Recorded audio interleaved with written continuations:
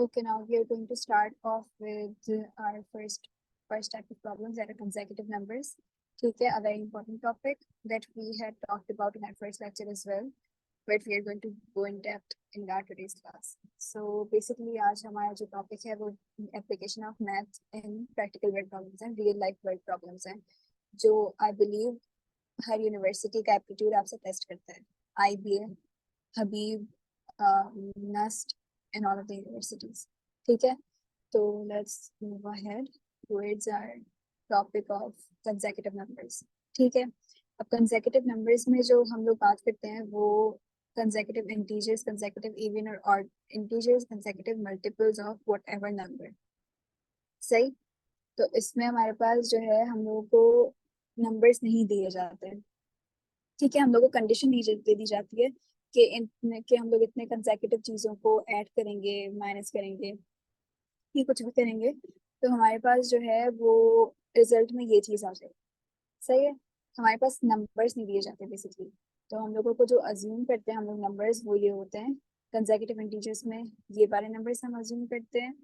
Consecutive even और odd integers में हम लोग x, x+2, x+4 करते हैं. इसके पीछे लॉजिक क्या है? x हम लोग इसलिए करते हैं कि इवन को देख लो या ऑड को देख लो, हम लोग एक एक छोड़ के हमारे पास इवन और ऑड आ रहे होते हैं. राइट, इवन में हम लोग देखें तो 2, 4, 6 आ रहा होता है. राइट, तो हम लोग इनिशियल इंटीजर में हम लोग जब दो ऐड करते हैं तो हमारे पास वो आ जाता है. तो ऐसे ही हम लोग ऑड इंटीजर्स में भी करते हैं, एक एक स्किप करके हम लोग जा रहे होते हैं आगे. तो इसलिए हम लोग जब अज्यूम करते हैं किसी भी वर्ड प्रॉब्लम में कोई इंटीजर तो हम लोग ऐसे करते हैं x, x+2, x+4 and so on. ठीक है, फिर उसके बाद हमारे यहाँ पास आता है कि consecutive multiples of whatever number. 7 ले लो, 8 ले लो, कुछ भी ले लो, हमने एग्जाम्पल में 4 लिया है. तो हमारे पास कंसेक्यूटिव मल्टीपल्स का जब पूछा जाए हमारे पास हम लोग अज्यूम करने हो तो हम लोग क्या करेंगे, x हमारा फर्स्ट इंटीजर होगा, second x+4, third x+8 and so on, x+12, x+16 and so on. सही है, तो ऐसे होती है. ये तीन चीजें आपको याद रखनी होंगी for the sake of convenience आगे जाके. अब question number 1, question number 2 I want you all to solve और फिर देख लो उनका आंसर जो भी होता है. Do let me know in the comment box.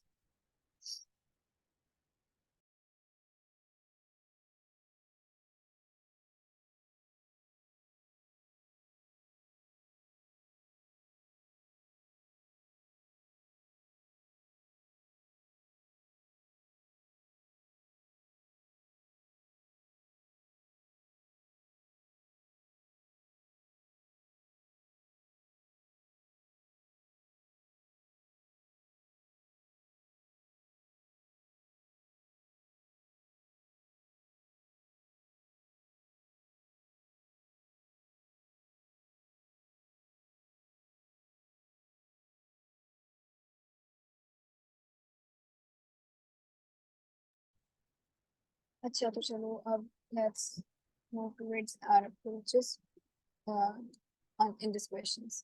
ठीक है, अब क्वेश्चन नंबर 1 का आंसर जो most of you answered is 19, 20 and 20.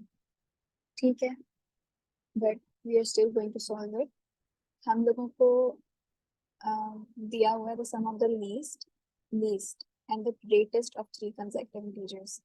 So let's suppose that we have three consecutive integers x, x+1 and x+2. हमारा least क्या होगा? x. And what will be our greatest? x+2. Right? ऐसे होगा और फिर उसके बाद में होता हुआ है लीस्ट और ग्रेटेस्ट का सम जो है हमारे पास वो 60 है. ठीक है, now we are going to solve it to obtain 2x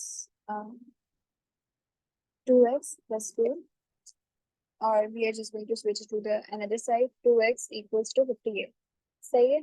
अब wait, we have participant. hold on. चलो ठीक है, बस तो हम लोगों ने 60 - 2 किया, हमारे पास 58 आ गया. x की वैल्यू हमारे पास क्या आई? 29. ये है हमारे पास लीस्ट इंटीजर. उसके बाद ग्रेटर लीस्ट और उसके बाद तीन कंसेक्यूटिव इंटीजर्स क्या हो जाएंगे? 29, 30 एंड 31. सो नो, इसका आंसर 19, 20, 21 नहीं है, इसका answer 29, 30 and 31. So please have a look at it. It will be solved like this. Question को पढ़ा करो, आपसे कह क्या रहे हैं, sum of all the consecutive, all three consecutive integers नहीं, लीस्ट और ग्रेटेस्ट बोला हुआ है बस, सबका नहीं बोला हुआ था सम. तो that's how you do it. इसका आंसर ये होगा. सही है. अब let's move further toward this question. इसका आंसर काफी ने बोला है 17. Let's check if it's right. The length of the sides of a triangle are consecutive odd numbers. ठीक है. ऑड नंबर्स कौन से? x, x plus 2, x plus 4 and so on. What is the length of the longest side if the perimeter is 45? तो हम लोग basically बस सम निकाल लेंगे, क्योंकि हमें पता है पेरीमीटर का फार्मूला क्या होता है ट्राइंगल में, a plus b plus c, right. और ये हमारे पास क्या दिया हुआ है 45. अब हमारे पास ऑड इंटीजर्स हम लोगों ने क्योंकि अज्यूम कर लिए हैं x, x plus 2 and x plus 4, तो हमारे पास ये सब इक्वेट कर देंगे हम 45 से. तो we are going to get 3x plus 6 equals to, नहीं, हाँ सही, 3x plus 6 equals to 45, 3x equals to 39, x equals to 30. ठीक है. तो हमारे पास जो है लॉन्गेस्ट साइड जो आ जाएगी वो आ जाएगी, ये है हमारे पास क्योंकि longest term x plus 4, x plus 4 है हमारे पास लॉन्गेस्ट टर्म, तो हमारे पास 13 plus 4 होगी longest side. 13 plus 4 will give us 17. तो yes, you were right about this question. ये ऐसे ही होगा सॉल्व. ठीक है. well done. अब let's move further to our next questions. If anyone has any question तो please. ठीक है. क्वेश्चन नंबर 1 हम लोग कर लेते हैं वापस से. क्वेश्चन नंबर 1 में आपसे कहा हुआ है the sum of the least. what do they mean by least? Least का मतलब आपके पास जब तीन कंसेक्यूटिव इंटीजर्स आप लिखोगे ना, जो कि आपके पास ये है x, x plus 1, x plus 2, तो इसमें जो लीस्ट होगा मतलब x. ठीक है. और जो आपका ग्रेटेस्ट है ऑफ थ्री कंसेक्यूटिव इंटीजर्स, तो ग्रेटेस्ट क्या है हमारे पास, ये है. इनका जो सम है उन्होंने बताया हुआ है वो है हमारे पास 16. तो we are going to annotate this single line as x जो हमारे पास लीस्ट इंटीजर है प्लस x प्लस 2 जो हमारे पास लार्जेस्ट इंटीजर है, उसका सम हमें 60 दिया हुआ है. सही है. तो हम लोगों ने जब इसको सॉल्व किया तो हमारे पास, अच्छा जी, तो hold on just a second. हमने जब इसको सॉल्व किया तो हमारे पास क्या आया,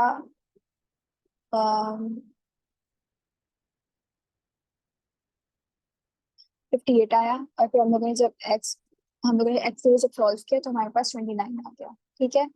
तो इस मेथड से जो है आपके पास what are the values of three integers, तो हमारे पास थ्री इंटीजर्स की वैल्यू आ गई. ये according to what they said in this question होगा. इस क्वेश्चन में जो उन्होंने कहा हुआ था उस हिसाब से हम लोगों ने जब सॉल्व किया तो ये हमारे पास आया है. But yes the question is clear. Hold on.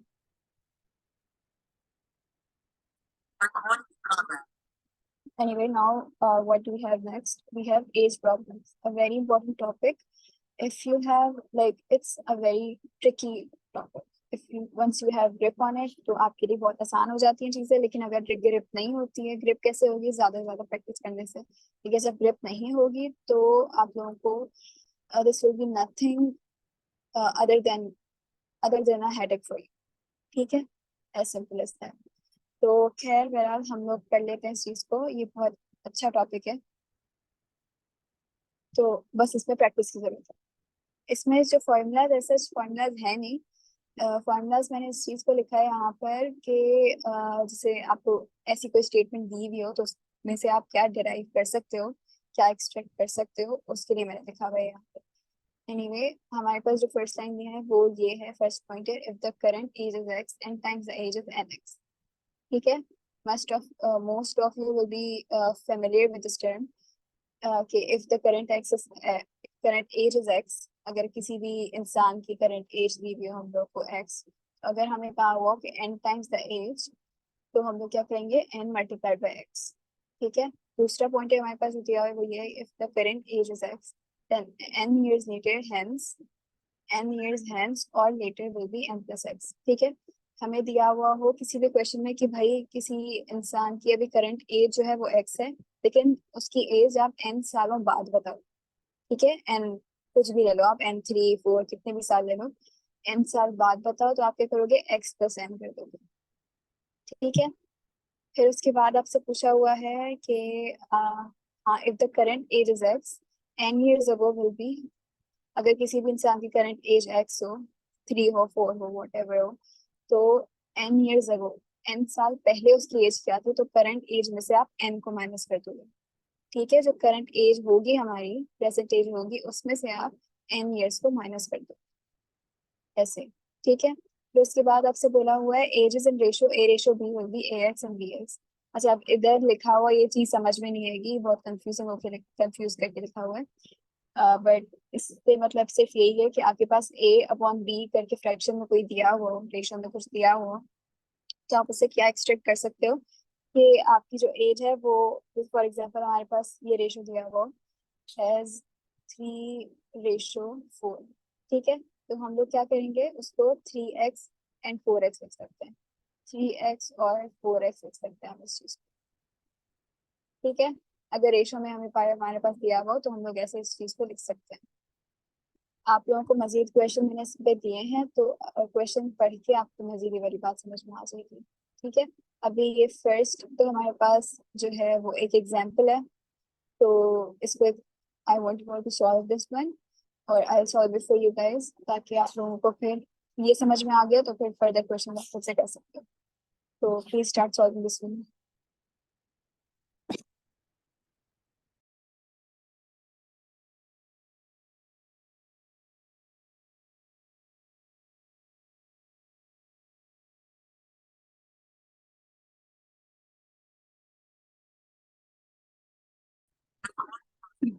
Okay, the answer for this question is C, father 35 and son 14। ठीक है, let's move further towards our practice questions. So have a look at these and solve these।